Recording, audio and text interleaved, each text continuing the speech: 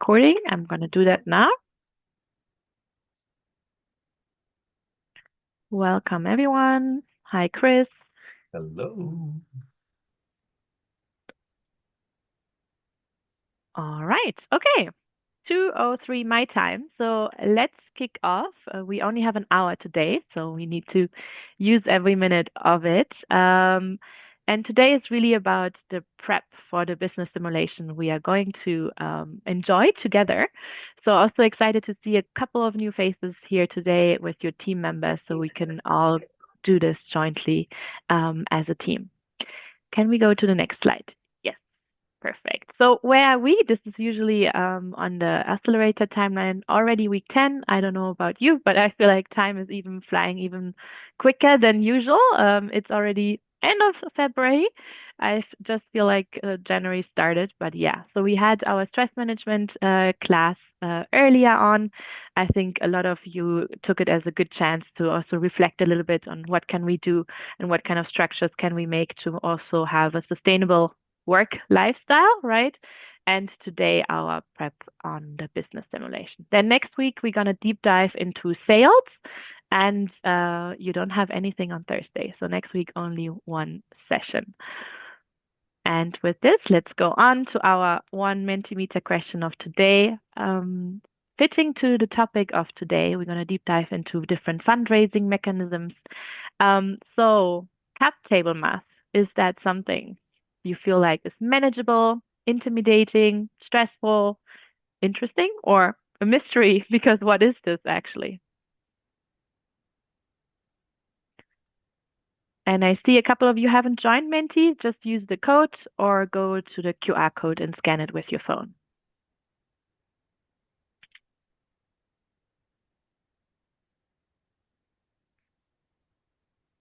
Okay. Hi for now.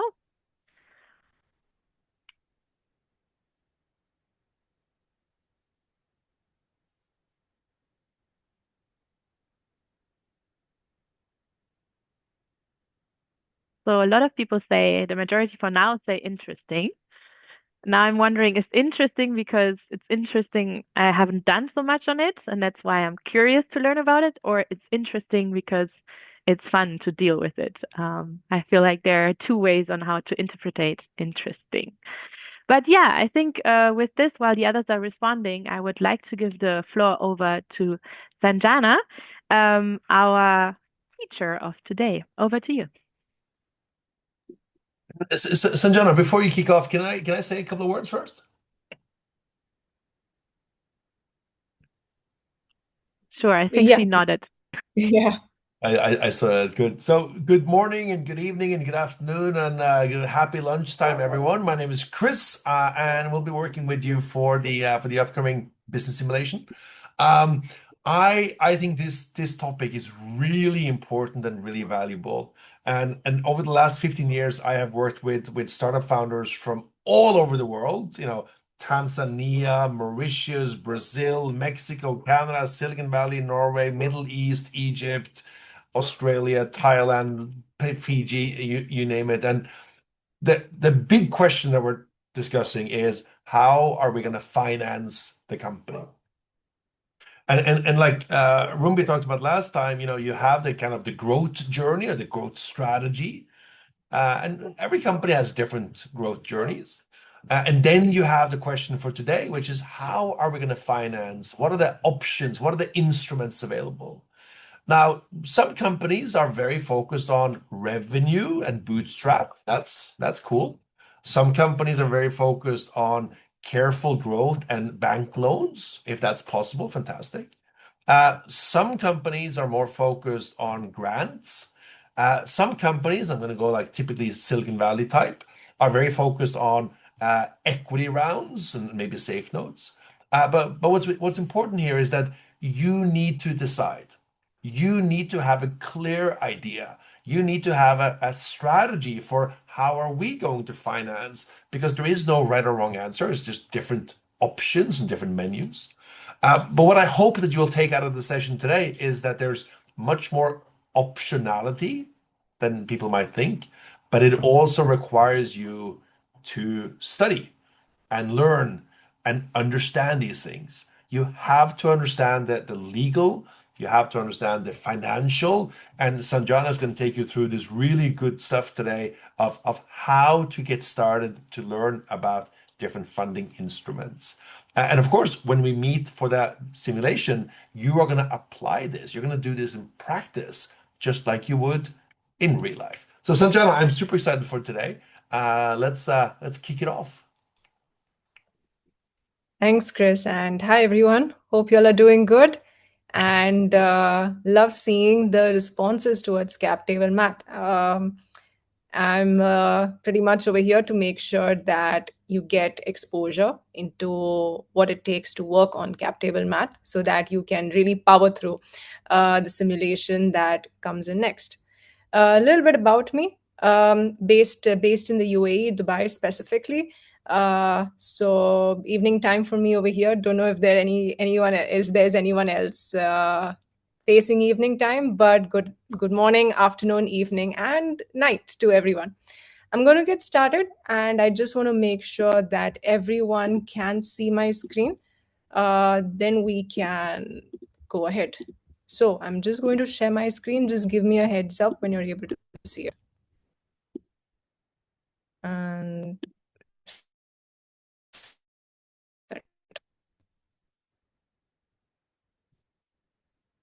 perfect. Just a disclaimer, I'm not going to be able to see comments or any sort of points that you all might put down. So feel free to, unmute yourself and let me know if you have any question. I'm going to get started. In the last session, of course, we covered on what's the founder's journey looking like, and how can we move on from understanding where do we position ourselves as founders based on the types of companies that we're going to be working with. I'm going to start off from here. It's going to be a very quick recap, but in a nutshell, of course, there are typically 4 types of companies. You'll see 4 companies that are listed over here. You'll see local businesses, you'll see nonprofits, you'll see tech or AI agnostic companies, and you'll even see impact organizations. The first point that definitely comes up is, of course, the difference between an impact organization and a nonprofit, which means that what's the difference when more or less these are terms that are used interchangeably or somehow confusing. I want to highlight that in this case, when it comes to an impact organization, you definitely focus on profitability, but at the same time, it's a triple bottom line scenario where you stand for purpose and at the same time, there's profitability involved as well. The difference between that and nonprofit is you drive impact without profit. I want you to take a step back and have a look at what are some of the points that are mentioned for each of these companies and try to identify the company that you're building and how does this resonate with what you're currently working on. A local business pretty much is a business that is 100% owned by you or owned by you and a few friends or owned by you and a family. The main focus is, of course, to get profitable. I'll move on to the other side, which is tech or AI agnostic companies, which mostly focuses on massive growth, getting users, and making sure that you'll scale up and rocket launch in the market or globally. I want to now move on to the next set of points that are listed. You'll see something from let's go back to the local business side and you'll see there are points which are listed as loans or small equity. And what I want to start off with over here is that, of course, with every business, there is capital that is required. But you want to start trying to question as to what are your sources of capital? Where can you get your capital from? So what you're seeing over here below is, of course, the most common sources of capital that each of these companies get. You'll see words or phrases like loans, equity, grants, and safes. And here's what we're going to be doing in this section over here. We want to make sure that your sources of capital also come in from people who ask for ownership in the company, or maybe they don't. Our main aim over here is to distinguish between what are the sources of capital that get ownership and what sources of capital do not get ownership. How do you work and bring in your math that comes in to understand and assign what's the amount of ownership that goes in for an investor who brings capital to your business? And that's something we're going to be focusing on. Of course, the most important thing over here is, of course, understanding and resonating with the companies that are listed, because these are pretty much going to be the main sources of capital that you will find yourself working with. So I want to start off with a simple basic question over here. And we've covered this in the previous slide, but it all narrows down to 6 basic instruments that come in your founder journey. But before that, I know we did a little bit of a seminar or a little bit of a mentee engagement on understanding what's cap table math. But let's take a step back to understand what's a cap table. Have a look at the picture on your right side. You'll see a list, and at the same time, you'll see 2 pie charts. You'll see terms such as fully diluted shares, amount raised, and then you're going to see segregations into common shares, preferred shares, warrants, and more on and so forth. The main reason behind why a cap table exists is to make sure that you have a ready, up-to-date access into how much of ownership you own as a founder and how much of ownership each investor who brings in capital into your business owns. Finally, you want to make sure that everyone who has a follow-on round or any new investor coming in, how does their capital that comes in affect you as a founder and your prior investors that come in? I've also added a link below by Carta, which has a beautiful explanation and an overview of what's a cap table. You'll see my slide that talks about why is it important, which more or less we've already covered in a few seconds back. And here's the main reason why a cap table is really very heavily prioritized, should be prioritized by you and should be prioritized by investors. It shows 2 things: the economics, that is your ownership, the value of your ownership in monetary terms, and finally, the control. Do you have control? Do you retain major control over the company that you're building? Or has it gone to someone else? You ideally want to make sure that because you're the founder, you want to make sure that you retain ownership, you retain control, and you're in charge of the best economics that power your cap table.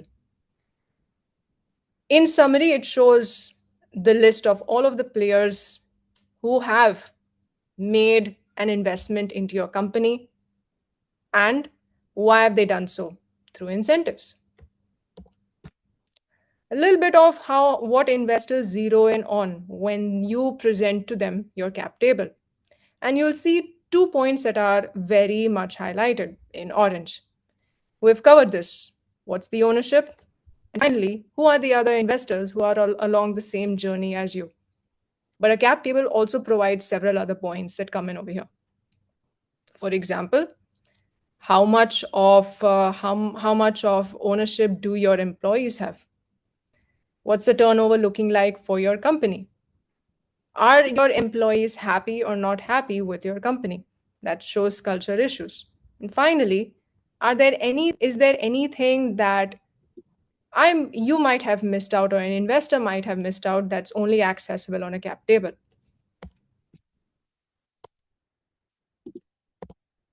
All right. So here's a small overview of how a cap table looks like. You'll see 2 founders having an equal split in their ownership of the company.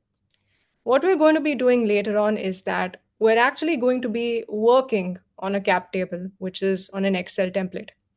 And I'd love to have you all try and work on these to see how does a certain investment or how does a certain instrument impact your overall ownership. But first, let's start off with this. You have two founders who have equal ownership in the company. They've brought in a total count of 100,000 shares. You will see that I have also plugged in a price per share and a certain thing called a valuation, which we will be covering right now. But the most important elements to focus on is this is the ownership. And why is it equal? Because each of them have an equal count of shares. Let's now move on to the 6 instruments that come in. You'll notice that there are, of course, a total of 6, but 3 of them are highlighted in red and 3 of them are not.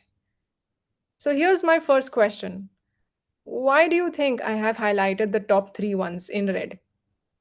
Anyone?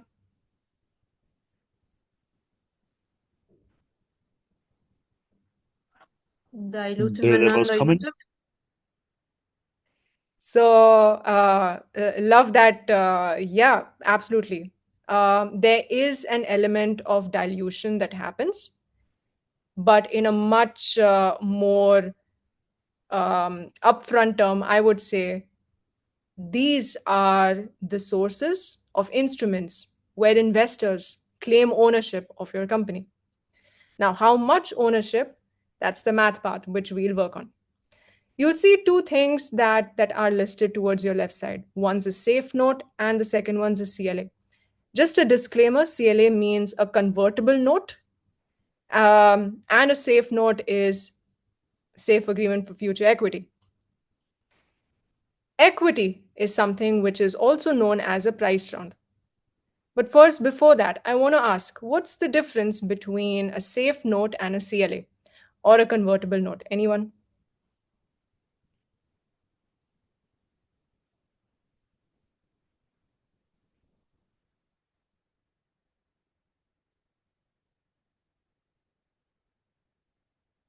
Okay, I'll go ahead and explain then in that sense.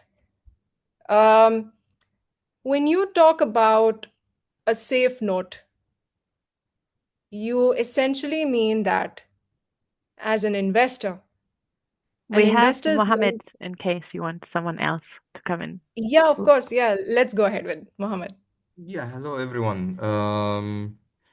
To put it simple, I believe the safe note is basically we don't convert the equity right away now, and also it's a little bit more of less restrictions, and even the terms of the safe note is a little bit simple than the convertible note. The convertible note usually it's like maybe a short-term debt, something like this. And if some milestones are not met, usually the convertible note have like counter terms on the founders or on the company, something in this essence. So you've really covered the answer, and you've also mentioned that there are terms of the safe note that make it more preferable for founders. So I have 2 follow-up questions right now. A is how is the safe note and a CLA different from an equity instrument? And 2 is what's the difference between a safe note and a CLA? Let's start off with the first. You wanna go ahead because you mentioned about exactly how each instrument is different from the top 3.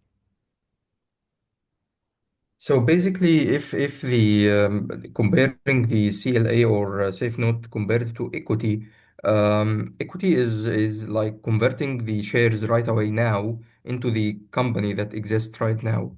So, for example, an investor that needs to jump in, and let's say he will take 5% or something against 200K.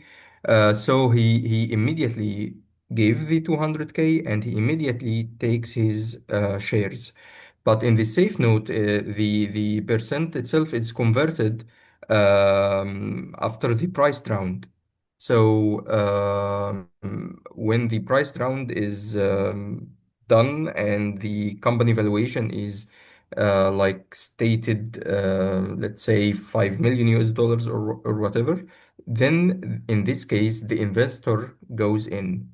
But the CLA, I don't have a lot of experience in the CLA, actually, it's if the milestones or the criteria of the investment are not met, then they will convert the shares or they will take their money back in a way or another.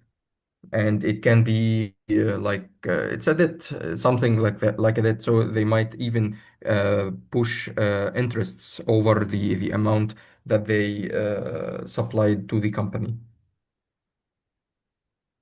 Okay, Mohammed, thank you so much. You've mentioned everything about how they're different from an equity round. How is a SAFE and a CLA different from an equity round? And what's the difference between a SAFE and a CLA? Thank you. I want to also highlight a disclaimer that there were a lot of terms that were used as well. For example, ownership, percentage, valuation, and the investable amount. And these are things that we're now going to be understanding and working on to see how does this impact my cap table. In addition, there's also a very important term used, which is the term.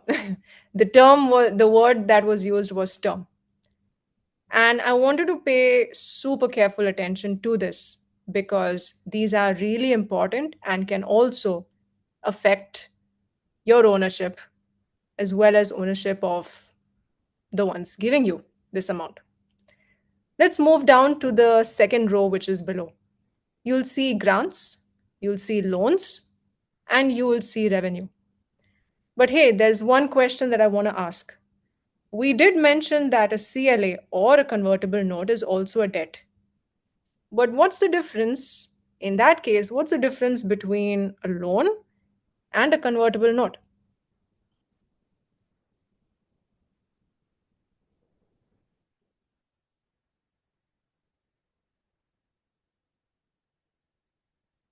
Okay, I'll give the answer. Or, yeah, you were saying?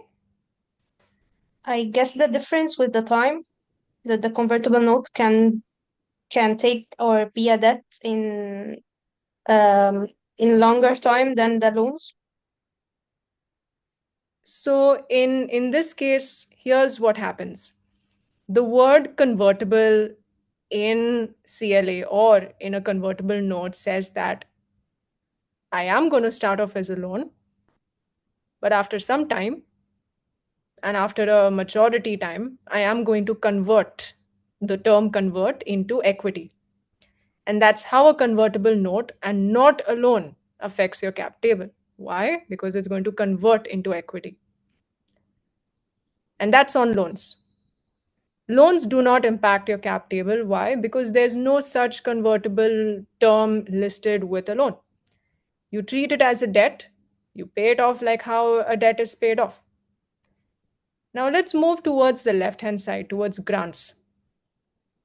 A lot of very focused grants are provided to segments and sectors within the impact industry.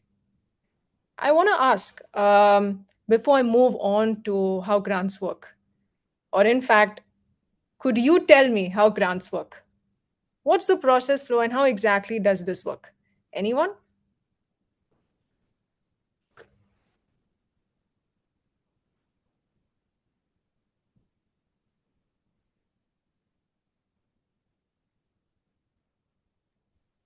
Maybe Daniel, since Mohammed, you already spoke.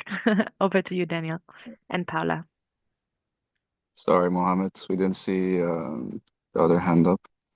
I think a grant works with when an institution wants to see you fulfill certain objectives that they want to see fulfilled as well, and then they give you a grant to execute a certain project usually, or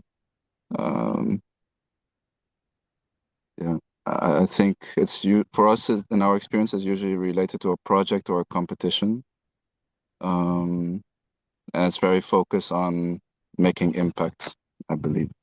Yeah, and normally it's very accompanied by very clear administrative procedures or things that have to be achieved for that grant to fully take place. A grant, in a nutshell, and as you said, right, has the main objective of making sure that impact's achieved. And that's why within the impact ecosystem, there are a lot of grants that come in. Why? Because the products or the companies that are impact companies are setting aside, are really stepping up to have some sort of a positive benefit in the field of impact, whether it's a triple bottom return or whether it's an NGO. And that's how grants come into the picture. If you recollect in the 4 types of companies, you'll see grants mentioned in both impact companies and in NGOs. And that's the core reason why. On the other hand, you're also going to see a slight word towards the right, which is revenue. So if grants are focused on driving impact, what does revenue do exactly? Do you want to take a try again?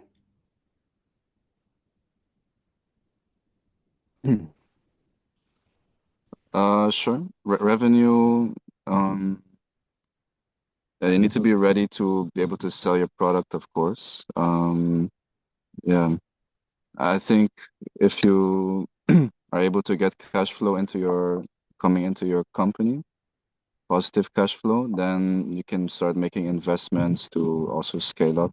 You have anything to add? In that case, what you're saying is there are milestones for which your revenue needs to hit, for which you will get funding.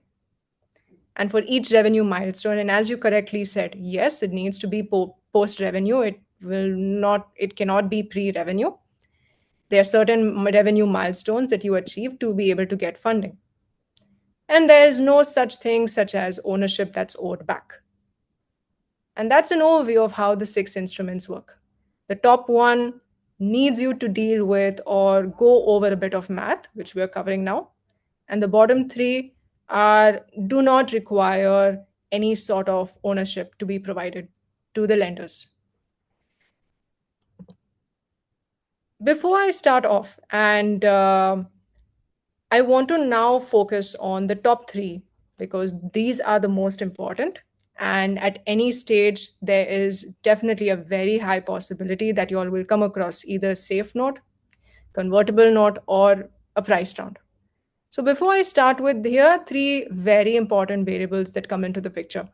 And as we're going to go over them, I highly recommend probably taking a bit of note on the side, and at the same time trying to relate and analyze how does this work or imply to what you're building and what discussions you've been having with investors or capital lenders. Let's start off with the first amount, very simple, investable amount or investment amount. This is the amount or the capital that an investor offers you. It could be either in an equity round or it could be as a note. So I've taken the example of 500K over here. Let's move on to the second one, which is shares outstanding. Do you remember the last slide over here? I provided 2 things on top: count of shares and count of ownership.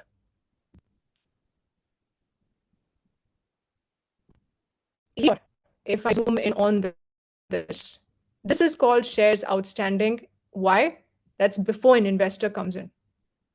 So shares outstanding essentially means what's the count of shares before an investor comes in or a new investor comes in. Now let's go back over here. as the definition says, total count of shares that the company has issued before a new round. And this could be in any instrument. You're going to see a few common stocks, preferred stocks, but those are something. Let's cover the main instruments that we'll be going over now. So we've had investment amount. We've covered the shares outstanding before the 500K comes in. And then finally, you have something very interesting that's called an option pool. So you have the definition in front of you, but I want to ask, why am I highlighting an option pool? As a founder, do you think it would be a good idea, or really important to have an option pool? And what exactly would an option pool help you in the long term?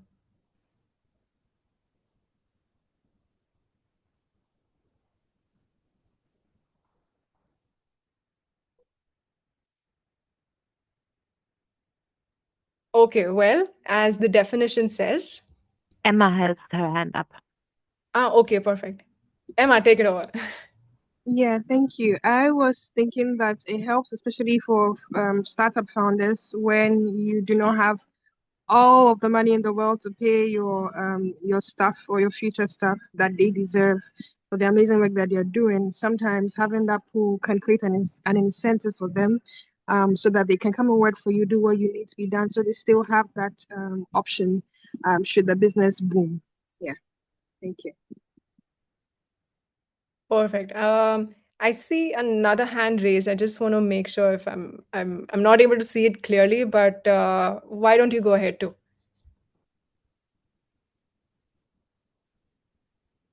I think this was only Emma for now. Okay, perfect. Then it was probably I was probably seeing something else. An option pool is something that's a term pretty common in the startup world, where a founder's main goal is to really scale up, expand, and get a lot of revenue. So let's go back to the 4 types of companies where I talked about tech, AI, agnostic companies. Do you remember their main goal? It was to scale up, expand globally, and boost their revenue. You need when you're a founder at a startup company, you're going to come to a stage where you're going to really look out or seek employees who can really double down and rocket launch, rocket expansion, and thus grow your valuation and your company. And how are these people motivated? How is an employee at a startup motivated? It's through an option pool. They get a bit of shares from the option pool as well. And that's the main difference. Let's now move next. This is a super illustrative chart on how an equity works, right? You're slicing an entire pie, and there's a bit of the piece of the pie that's given to the capital provider. So let's start off with this again. We have 2 founders, equal ownership. We have the total count of shares, which are shares outstanding. And I've done a little bit of a calculation over here, which we will go into soon enough. There is a price per share, and there's a post-money valuation that comes in. Here's what's happened that allows me to get the price per share. Founder 1 brings in a bit of cash into the company.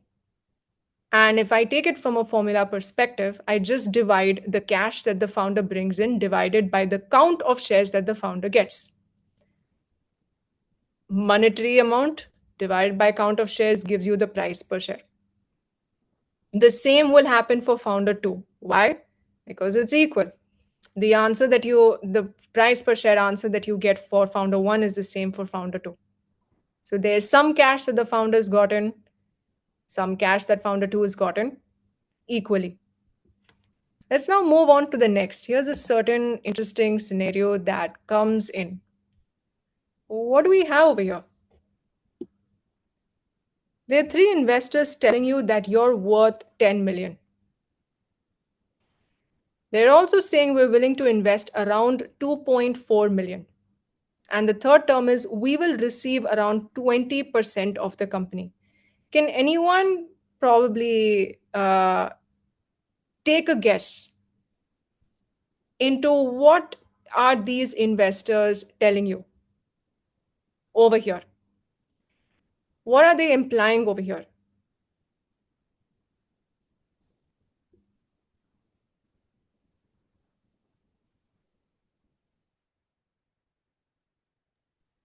Yes, Henry, over to you.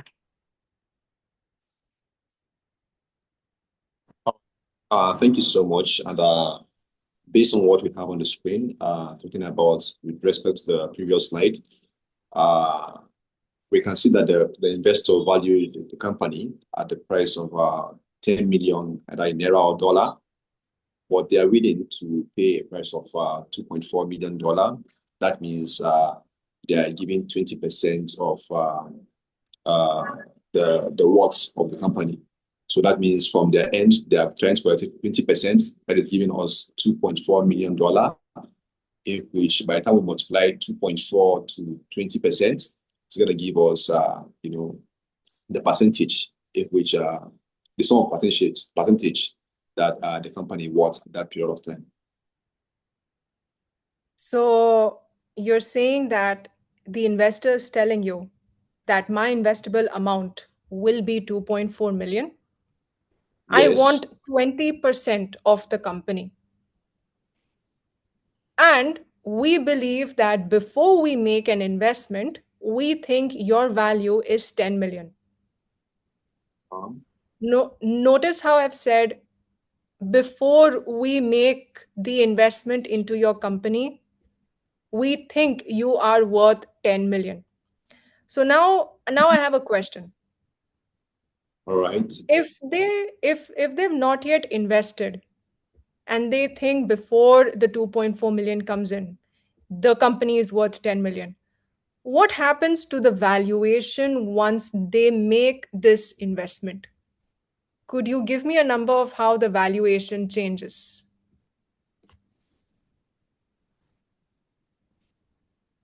The value of the company will increase. The value of the company will increase. Yep. But by how much? By 20%. So we've touched base on some very cool formulas, and I'm going to jump right into that before we go there. Let's start off with this.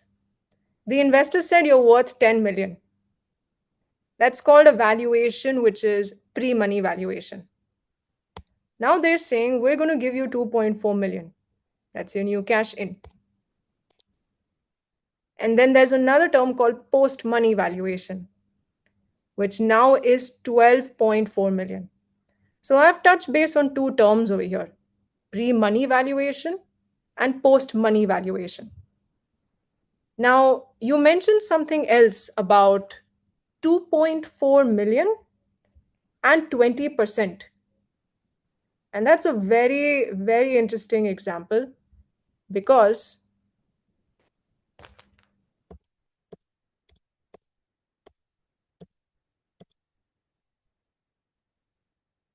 you're also intrinsically calculating how much will they be valued at once they make the investment. So we've essentially covered an equity round over here, where you want to see that an investor, what are they implying that your valuation is when they say, we want to invest 2.4 million at 20% of the company. So the formula typically goes like this. And here, this is a very interesting formula. If you take the investable amount divided by the percent of the company, you also get the valuation. Now, there are 2 sides to this. You can calculate the valuation, the post-money valuation, by taking the investable amount divided by the percent. But then there's something else. You can do the same with the count of shares. There are 2 ways to go about it. Let's have a look at how does your cap table change and how does your percent ownership change when I add these three investors in. And this is something that we're going to now work on the cap table now. Have a look at this. Your founders had an equal ownership percent, which is 50 and 50. And then three investors came in and said, hey, we think your valuation should be 12.4, which is come over here in full amount, 12.447.5. And we're investing so much. The total sum of this is 2.4 million. But each of them has plugged in a separate amount. Notice how the founder's ownership has changed from 50% to 40%. And each investor gets a certain percentage. So now this is a case where three investors come in. I'm going to make it simpler and say, let's just say that one investor has come in. Let's not make it a bit too complex. Let's just say one investor has come in. I talked about a few formulas that I want to show. So we've covered this.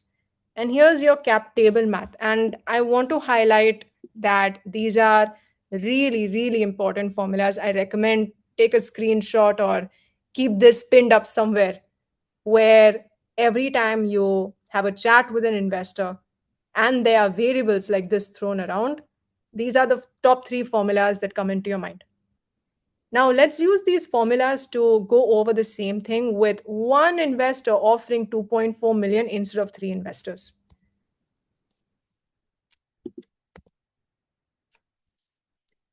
The investor said you're worth 10 million and the outstanding shares was 100,000.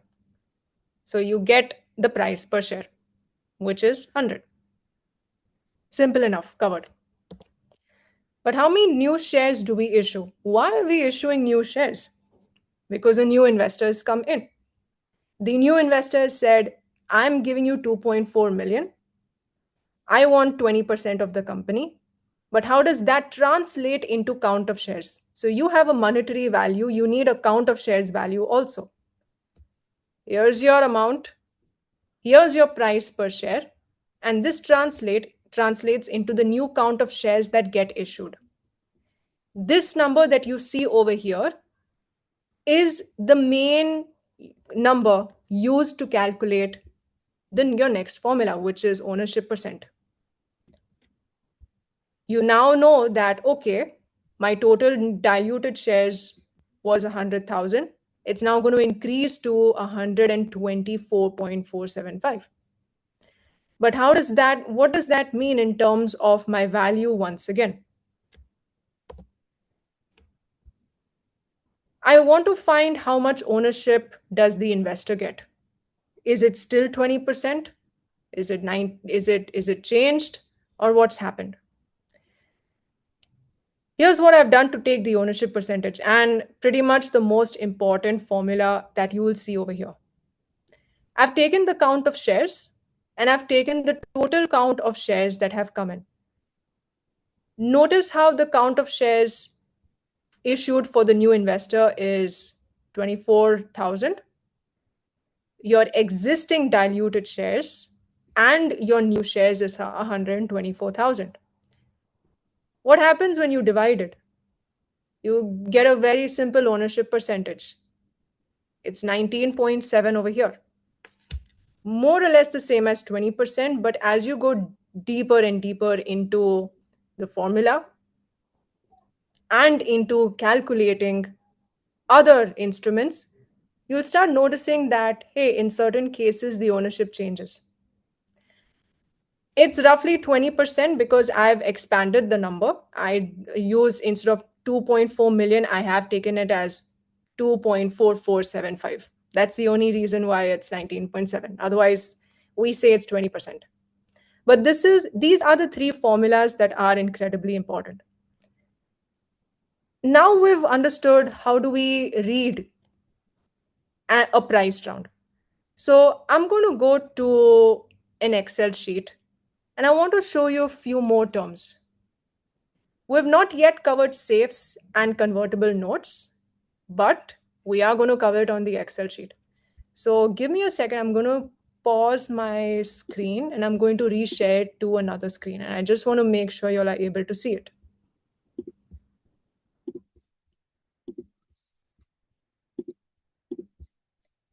Okay, I just want to check whether you all are able to see my screen. Yes, we can.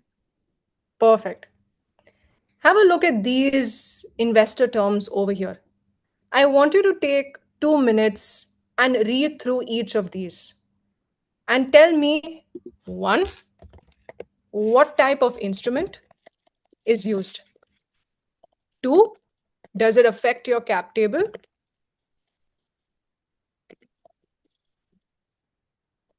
And three, what are the terms that you also notice from these investor terms? What are some of the caveats or terms that you notice? Anyone?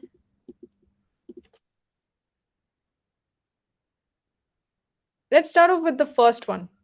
What's the instrument that I'm seeing over here?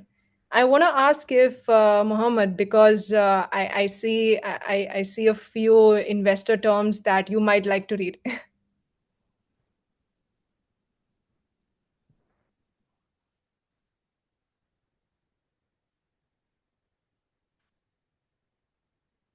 Hello?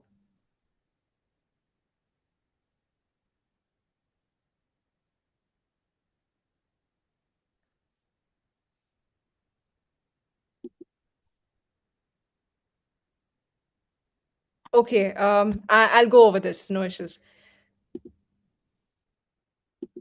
So just to recap, when we're going over each and every investor term, I want you to spot or identify what's the instrument. Does it affect your cap table? Yes or no? And what are the other unique terms that you also see when it comes into reading a certain term? So let's start off with the first one. You are invited to Impact Hub Accra. They award a 15,000 grant and a 50,000 safe at 5x ARR cap. Let's pause over here for a bit. Can I ask what's the instrument or what are the instruments that are highlighted over here?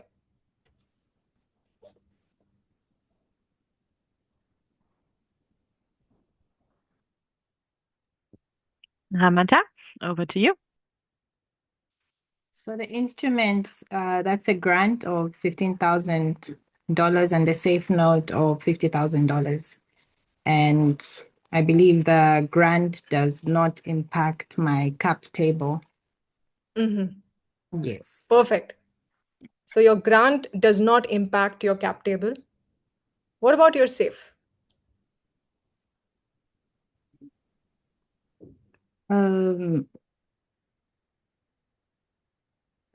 Okay.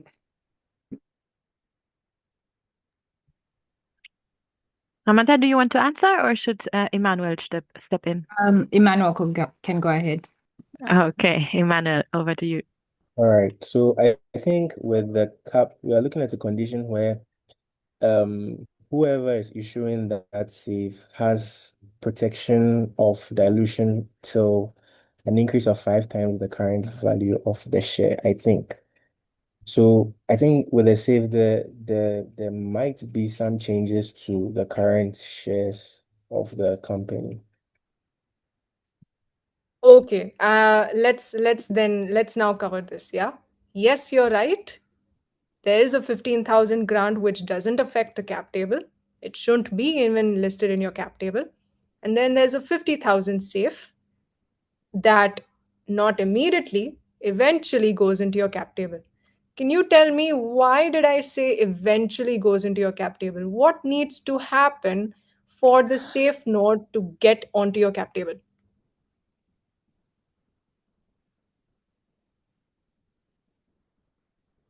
Recap, we covered this.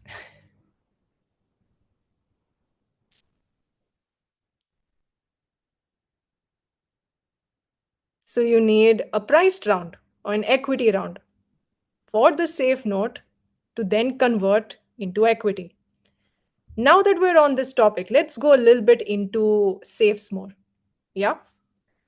A safe note is pretty much an investor providing the capital now, and the founder promising that this will get converted into an equity round. Let's go back over here to this tab. Investors provide money and later receive the right to acquire equity. The next financing round is pretty much a priced round or an equity round. Equity and priced round are more or less the same thing. The next time you raise an equity, that is when your safe note converts. Here's how the CLA looks like. As we said, it's a debt instrument, but here's the thing. This loan converts into company shares at a future round. But that's not all. A debt includes two things, interest and principal. Sorry, I should have said principal and then interest. It's your interest that you also have to pay back. And then there's a certain maturity date. You'll start seeing that it's super common that at an early stage, it's the safe note that gets more preferred than a convertible note. Why? Because there's no sort of interest rate and a maturity date by which you have to pay back your loan to the investor. A safe note's just a promise. The only trigger event that comes in is, hey, the next time you raise an equity round, that's when your safe note converts. This can be a little bit more complex. A little bit of the key differences that we've already covered. A few terms that you will start seeing: cap, floor, and discount rate. And I'm going to now go back to my Excel tab.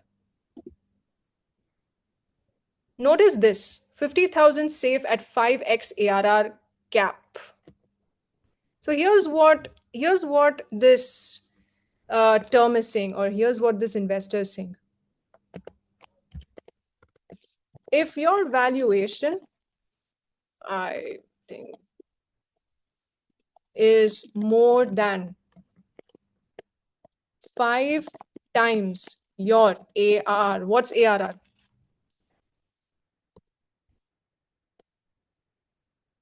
Annual recurring revenue. If your annual recurring revenue is 50,000, then this is your 5x. Let me make it simple to read. 250,000. That's 5 times your ARR. But wait, let's go back to what the term's saying. If your valuation is more than 5 times your ARR, which is 250,000, I will convert at the 5x ARR and not at your valuation if it's higher. So now we have a very interesting thing that's coming. Your investor is saying, if your company is valued at 10 million, let's bring 10 million back over here. Your investor is saying, I will not convert into equity at 10 million. I will convert at this number instead. Now let's go back to the formulas that we saw. How do you calculate your ownership percent? You have two ways: count of shares and monetary or investment amount. These are the two ways. So your investor is saying, I am going to give you 50,000, and if your valuation is 10 million, I'm going to convert by 250, which means this is how much I want. But I'm going to ask one question now. Your valuation, we've listed that your valuation is 10 million. What if it's 150,000? What happens to this formula over here? Anyone?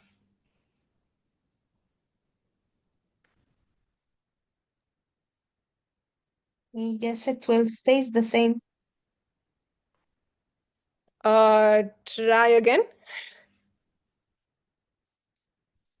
Here, have a read of this again. If your valuation is more than 5 times your ARR, or if your valuation is more than 250K, please convert me at 250K.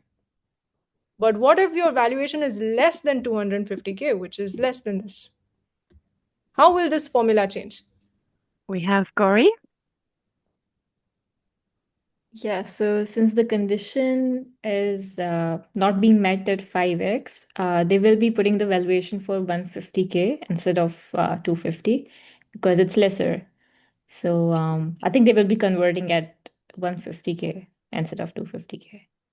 So can I say that if my valuation is this, I don't convert at 250K, I convert at this instead? Yeah. Oh, nice. Now have a look at this. Look at how my ownership has changed. What was it before? 20%. Now it's 30%. So I want to highlight something super important over here. You're going to see terms like this where a valuation cap's listed, and a lot of investors prefer using valuation caps. When in the seminar that when we are going to be working with these are things that you're going to notice, and you got to pay super careful attention to reading this well. ARR cap. Similarly, ARR floor. What if there's a floor instead of a cap? Let's go back here. We've covered a valuation cap. Let's now go for a valuation floor.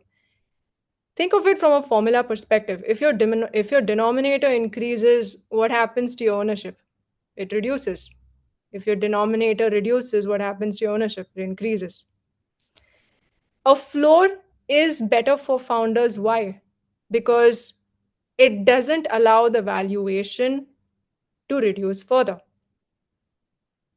So if your valuation is less and your floor is 250, then that means the investor has no option but to convert at 250. You can't choose 150. A discount rate is a case that comes in when an investor gets a discount on the price per share. Don't forget, we covered the formula over here, price per share. If you have a price per share, if you have a price per share of 100, a discount means it's a discount on the 100. Now think from a formula perspective. When you have a discount on the price, you get more shares, and thus you get more ownership. The same thing for convertible notes, and the same thing for equity. So I'm going to stop over here. And what I want to ask you to do is, this is also shared on the slides. I want you to take some time to go over these and try and mathematically plug these out into a cap table over here. Now we've covered a bit of how the cap table works, but there's a little bit more of something that comes in. Try plugging in what happens to an equity round over here. What happens to your equity, your founder's equity, when things change? When a new priced investor comes in? I have an answer for you where I tried out two things. I tested out how does it work for Flat 6 Labs, because there's an investment and it's an equity round. And at the same time, here's a CLA. We've covered safes. We're not going to cover loan because it won't show on our cap table. But we want to cover how does it look like for an equity and how does it look for a CLA. And I'll have these shared too. It pretty much comes into the answer. It comes in onto my answers tab that is in over here. I'm going to quickly share this and then we'll do it. Sanjana, before you continue, do you want to give a time? Because we are technically at time now. Sure, Chris. We've covered this. I'm going to have this shared and that's it. Sorry, So, yeah. These are listed into the presentation notes. We've covered safes. We've covered loans which will not show up. But I want to take your homework essentially is take some time to go over how the next to CLA and an equity round has been calculated over here. And that's it. Thank you so much.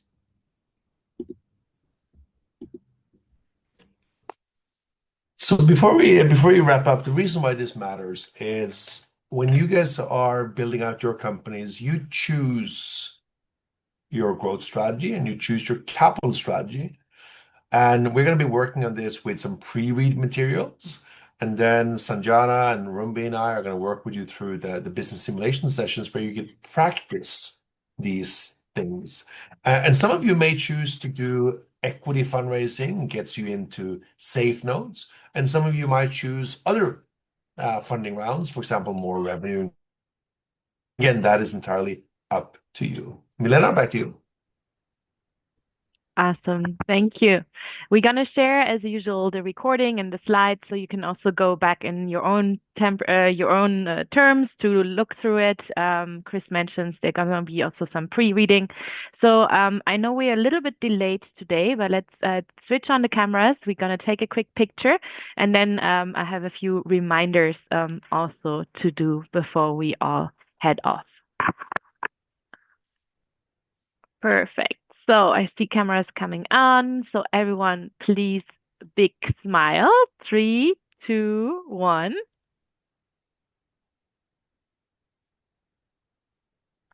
All right, first one is done. And since we are so many today, another round because it's two slides for me. So 3, 2, 1. Perfect. Great. Okay. Thank you so much. I think let's give a big shout out to Sanjana and her team for today's introduction into financing mechanisms. And with this, Hannah, can you please share the slides so we can go also to the reminders on that end?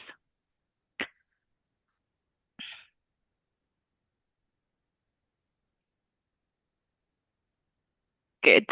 So just a quick one on the Sidley front.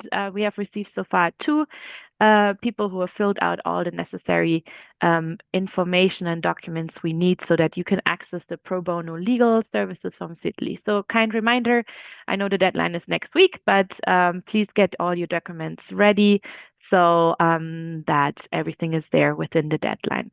Then next week, we're going to touch upon sales and strategies on that end, sales funnels and how you can amplify on that. And we're going to use Miro for the business simulation. So what we're going to do is we're going to offer a voluntary session for those ones who are not able or not so familiar with Miro, that we get out of the way of how to use Miro before we dive into the business simulation itself, because that's kind of the tool you really need to do. So we're going to share via email a recording of Miro and kind of some tips and tricks, but also an offer for those who are not so familiar that you could join and we practice it together. So that's highly advised for those who are not familiar with Miro yet. And besides that, anything else, Hannah? Second slide? Yes. Okay. For the finalists, once again, please make sure that you finalize your Change Now pitch profile so they get all the information. Send us your flight tickets so we can get all the information together. And please let us know if you're bringing additional team members to Change Now, then we can integrate them also in our communications. Yeah, that's it from my side. Thanks everyone again for joining today, and let's have a good remaining rest of the day or evening and so on. And thanks so much, Sanjana and Chris, for joining. Bye.